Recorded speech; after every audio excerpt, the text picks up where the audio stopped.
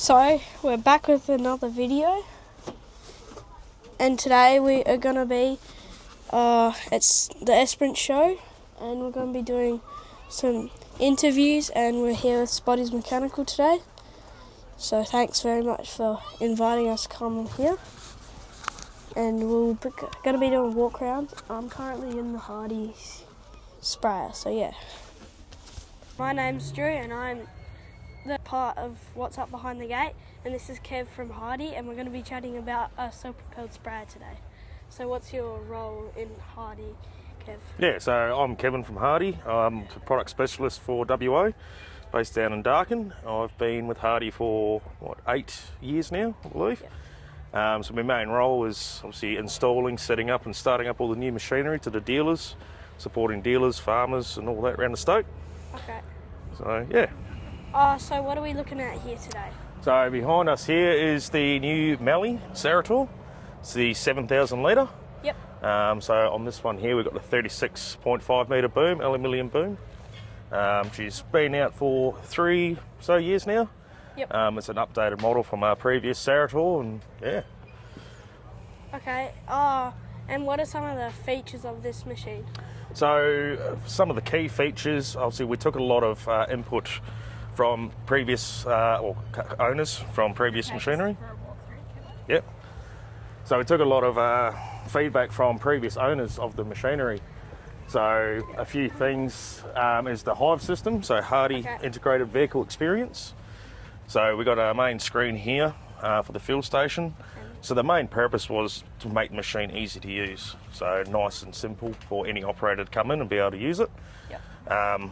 Part of it here is just a nice display. Got rid of a lot of our valves and all that to keep it all simple. So if we want to fill the machine, we just use these arrows here, hit our tick button, we select how much fluid we want in the machine. We're using the up and down.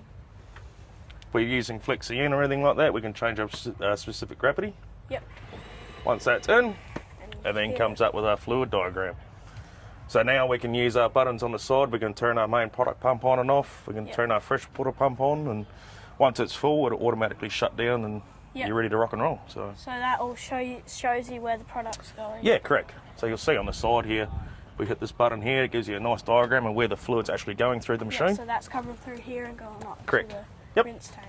Yep, and then if we just hit this button here, it'll then flick across and then we'll start filling the main tank. To the main tank, yep.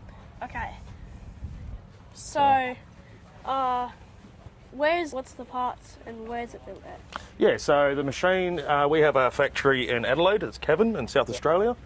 So our mother company in Europe, they build the cab chassis and engine. Yep. We then bring that over.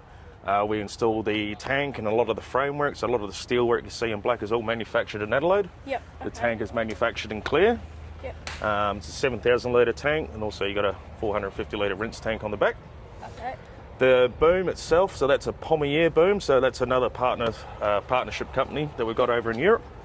So this one here is what we call our TR5 boom, a 36.5 metre, where we go right up to 48.5 metres. Okay. And what are some of the other options that this machine doesn't have but you can also get?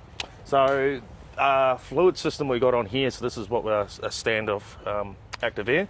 Yep. So this is a base entry package. So it's just a full recirc boom, air switching, 16 sections. Okay. We then go up to our top system, which is H-Select. Yep. So it's an 18 section boom, multi-tiered.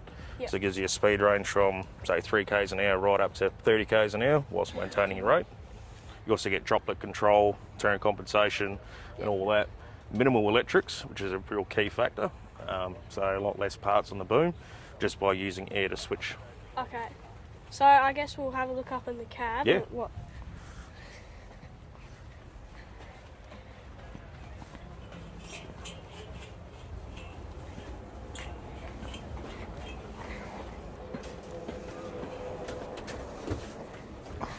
Okay, so in here, what are we looking at? So this is a nice redefined cab from our previous model. Yep. So again, we took a lot of the feedback from our previous owners. One thing was to clean up the main console, the armrest you see here. Yep. It's just nice, easy to use functionality, nice and clean. We have a Hive screen up the top there, so that's the same screen as downstairs. So to control the fluid system side of it, the lights, rear camera and the hydraulics, you can all go through that screen and just use that dial and the armrest to be able to do it. And so what are some of the newer features with like controls and all that? Yeah, so a lot of the new features is obviously the hive system. Yep. Inside the cab here, so we've got a new seat as well, so it's a high back seat. So we've got a fridge underneath, which is not there at the moment, it's in the toolbox. Also got an upgraded sound system. One of the biggest key things as well is we actually shifted the exhaust from the previous model, and we've actually updated it as well, so it's actually dropped the decibels by 10, so it's a lot quieter inside the cab when you're operating in the field. Yep, okay. Kev, do you want to show us just how good this Hardi party system is? Hardi party, I don't have my phone on me. Oh, hang on. I should be, if my phone is in range. Hey, Scotty. What do you reckon?